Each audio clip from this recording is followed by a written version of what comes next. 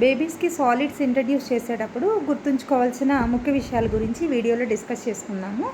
దీనిలో first one వచ్చేటప్పటికి 6 months complete అయిన తర్వాతనే మనం బేబీకి ఫుడ్ అనేది ఇంట్రడ్యూస్ చేయాలి. దట్టు సాఫ్ట్గా ఉండే ఫుడ్ని మాత్రమే ఇంట్రడ్యూస్ చేయాలన్నమాట.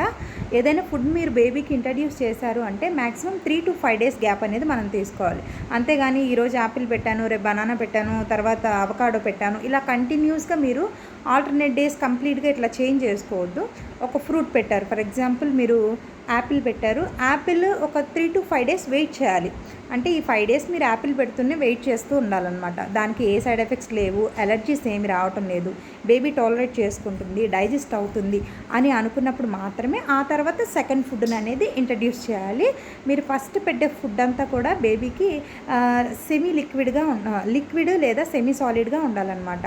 అంటే ప్యూరీస్ కానీ, వెజిటబుల్ ప్యూరీ కానీ, లేకపోతే ఫ్రూట్స్ ప్యూరీ కానీ, ఇలా ప్యూరీస్ పెట్టడం బేబీకి చాలా ముఖ్యం అన్నమాట. బేబీ టాలరేట్ చేసుకున్న తర్వాతే సెకండ్ ఫుడ్ని అనేది మీరు ఇంట్రడ్యూస్ చేయాలి. Thank you.